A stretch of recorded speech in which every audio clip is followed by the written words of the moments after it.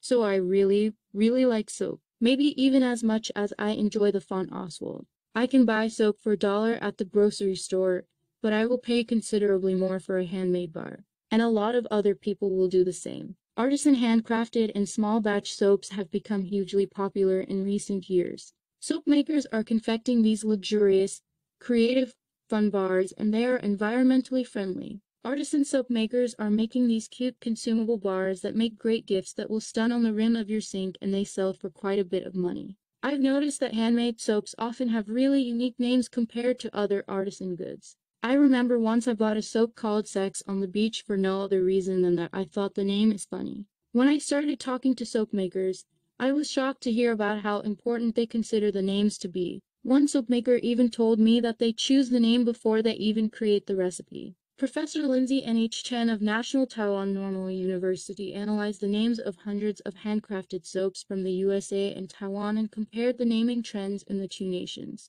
Chen published this research in Names, a journal of onomastics, which you can read for free online. Chen found that in both Taiwan and the US, names of handmade soaps often include a plant. Most of the soaps in both places contain a plant name like rosemary or sandalwood, but there were differences. USA soaps often used the names of berries, while Taiwanese soaps rarely did. While some USA soap names included orange or citrus, the Taiwanese names mention a wider variety of citrus fruits like bergamot and kumquat. Another big trend in both countries was soaps with food names, like this milk and honey bar by Pacific Northwest Apothecary. Many foods were seen on both lists, like coffee, chocolate, honey, milk, butter, oatmeal, and yogurt, even though some such products like milk and yogurt and hot cocoa aren't generally part of a traditional Asian diet. Chen enumerated subtle differences in food names between the two nations. Soap names from both places mention salt, but the Taiwanese soaps mention more different kinds of salt. USA names were vastly more likely to mention cocktails, while Taiwanese soap names were more likely to mention tea. References to places were found in many of the USA handmade soap names, like Shenandoah Woods, Tuscany Evening, Jamaica Meat Crazy, and Taiwan One, as were references to nature like Woodland Trail and Ocean Breeze. Place names were almost entirely absent in the Taiwanese list. Chen only found two, Marseille and Sangsu. Chen noted that many USA soap names like Sweet Dream Weaver and Moon Magic evoke dreamlike magical and peaceful scenes. She also found that the USA soap names sometimes suggest romance, like Red Hot Lover and Spread the Love, and oh boy, on my internet deep dive was I shocked at the breadth and depth of the erotic soap-making art form. But these sorts of names were not found in the Taiwan sample. As Chen put it, the names from the Taiwanese sample were largely more practical than colorful. This antibacterial bar by the Pacific Northwest Apothecary might be especially appealing to Taiwanese consumers. Why, you ask? Well, Chen found the Taiwanese soap names seemed to give much more information to consumers about function, containing the function denoting terms like clarifying, nourishing, or exfoliating. She found names like Nourishing Marcel Lavender, Seaweed for tight, delicate skin, and Rosehip for delicate white skin. The purported practical uses of these handmade soaps for health and beauty were conveyed to consumers in a variety of ways.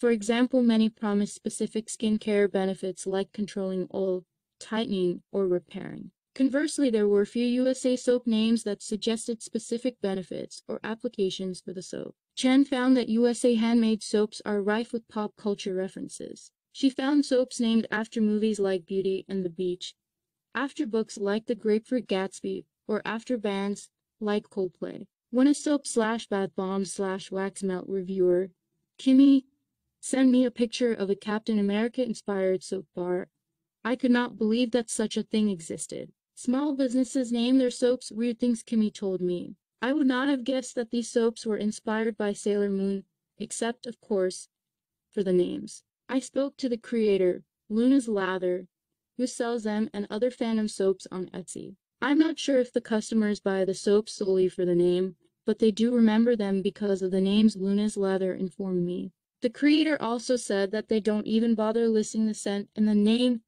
For us, it's more about the design and the theme. Such pop culture names were entirely absent from the sample of Taiwanese soaps.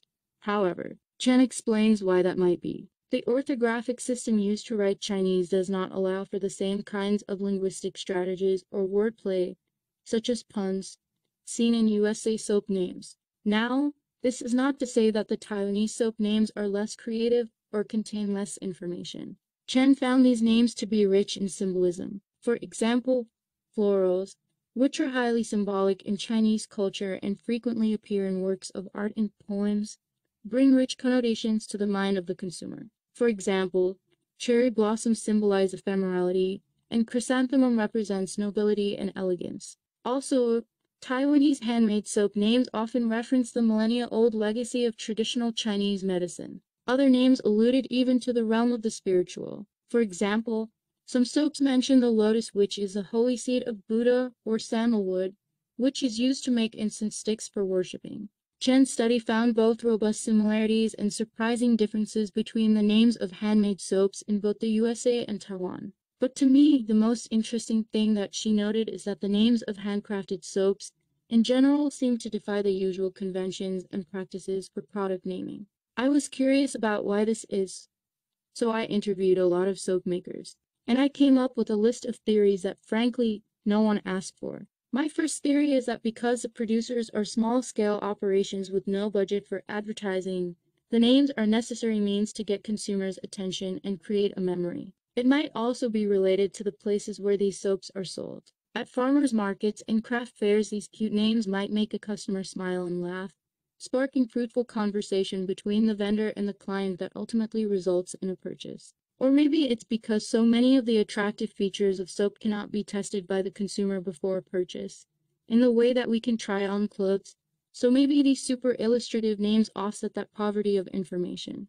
Another theory that I have is that soaps are often given as gifts, and the giver anticipates this moment when the receiver opens it up at a party and reads the name aloud just as they might read a birthday card aloud. So the name has to be cute and satisfying. I was thinking about how every time I use my shampoo, I see the brand name on the shampoo bottle, but soap is immediately stripped of all wrapping upon use. Therefore, maybe the name has to be extra memorable. It also could be that the market is oversaturated with so many creators and so many varieties that makers must choose these hyper-unique names to stand out from the crowd. As handmade soaps are considerably pricier than their mass-produced alternatives, maybe the names are part of the whole customer experience of this affordable luxury. They are unique names that make the buyer feel unique. Whatever the reason, clearly the soap makers are putting a lot of thought into the names of their products, and consumers, myself included, are lapping it up. These handmade soaps are such wonderful products. They are consumable,